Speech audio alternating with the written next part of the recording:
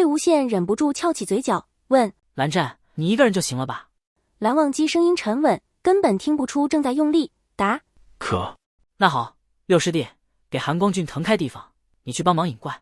这时胖师弟早已很有眼色地让开了最适合发力的梁木上端，御剑在侧面辅助。听了这句吩咐，中气十足地应了一声，调转剑光，寻那2位姑苏弟子而去。人数还是3个，只是1换1，但韩光君一出手，确实不同凡响。大梁木稳稳当当地往下沉，很快打到了足够的深度。魏无羡再次连发引爆符，趁着尸鬼被炸开的空隙御剑而起，敲！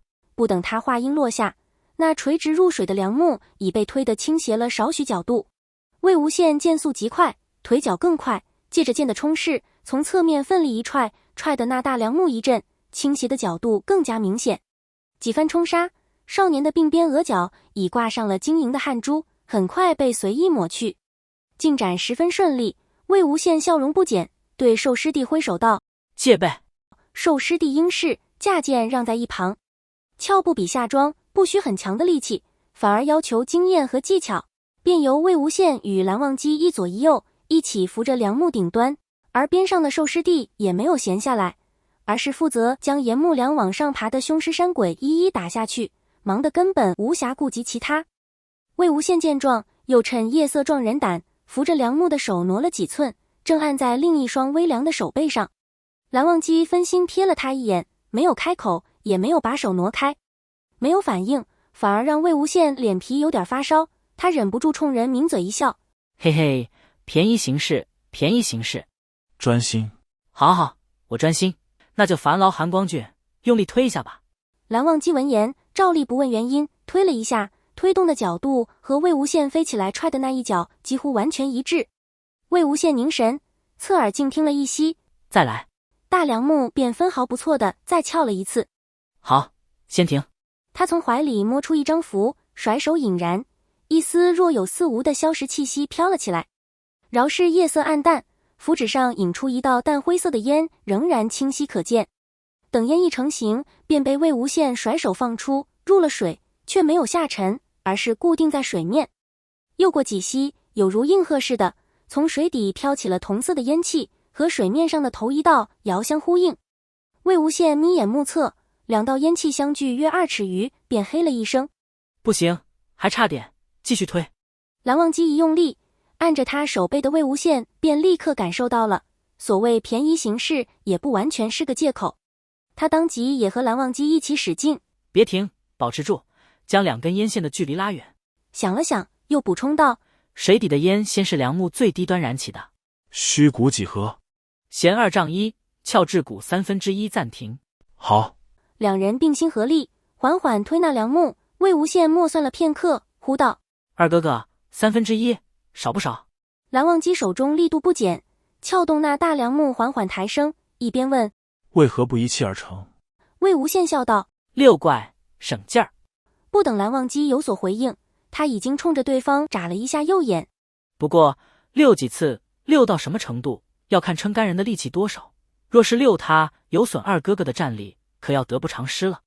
蓝忘机目光微微一缓：若如此，不少。2上1下也可以吗？那3上2下呢？魏无羡叹了一口气，难得收了笑意，十分认真道：蓝湛，千万别勉强，量力而行，大不了强杀。我有分寸。说着，2道烟已有7尺之距，蓝忘机随即松手，让大梁木被水底重物带着往下沉。而另一面，魏无羡还顾着看人，一时没注意水面上的烟距，猝不及防，被反向的冲力拽得先是一亮，随便剑跟着一歪，差点把他晃下剑去。幸而他眼疾手快，手脚并用扒住了梁木，总算没失足落水。饶是如此，也有点丢人。魏无羡轻咳一声，把随便照回来才稳，小声嘀咕道：就算你有余力，也不必放得这么快。那水底的巨蚌受到惊动，拼命下潜，梁木转瞬间已经又接近垂直。蓝忘机不等蚌游走，已经第2次推起了撬木，但这次他只用单手去推，便把空出来的另一只手伸向魏无羡。来。魏無羡不可置信地盯着蓝忘机，素有清明的韩光君竟也会公私不分。不过当受益人是他自己的时候，那那还是一起公私不分吧。他眨巴眨巴眼睛，尽量自然地把手放进蓝忘机手里，触感微凉而干燥，指尖有一层练出来的薄茧，和他的剑茧相互摩挲，升起一股说不清缘由的奇妙感受。魏无羡有点心虚，他总不能干看着什么都不做吧。蓝忘机却道：帮我戒备，看烟。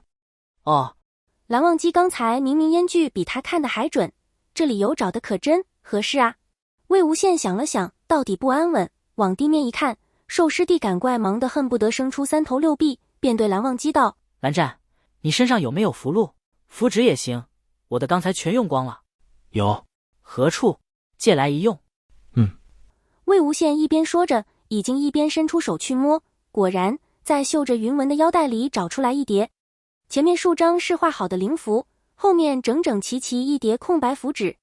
他运起灵气，让灵符浮于趁手的高度，又从背后取出一支老毛笔，舔湿笔尖，在头一道引灵符上添了2个小钩，鹤生翅，那改动过的符箓便直扑地面的山鬼群。符是上等灵符，符一生效，空地便骤然起了一阵巨灵清风。改过的符纸引来的清风与和缓不沾边，反而是堪比刀片的锐利，刷刷刷便将围攻兽师弟的鬼群削成了碎片。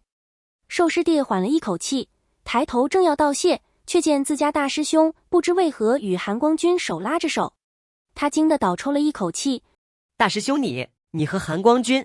正逢蓝忘机又一次泄力，牵着魏无羡退了数尺，避开梁木反翘的空间。魏无羡便先对蓝忘机道：第三上需烟具1丈05分。他又改一张符丢下水面，炸开一片抱着梁木的凶尸，这才对兽师弟道：大惊小怪什么呢？这样稳当，注意背后。兽师弟恍然，反身一跃，避开身后的利爪，再一剑将偷袭的凶尸砍翻。魏无羡刚松下一口气，推动梁木的蓝忘机却神色一凝，水下阻力有所变化。可他还来不及有所警示，水波粼粼的河面倏然窜出2道污浊的触须来。此时魏无羡面朝南护着地面的兽师弟，蓝忘机则向北推那梁木。那突袭而来的触须至少手臂粗细，以迅雷不及掩耳之势刺向魏无羡的后背。蓝忘机一手推梁，一手拉着人，分不出手来阻挡，只得抬腿狠狠向那触须踹去。耳畔听到破空声前，魏无羡已经更早一步察觉到了不对劲。蓝忘机气势的骤变，交握的手也变得紧绷，不必得到提醒，更来不及回头查看，他已经下意识甩出一张改版灵符。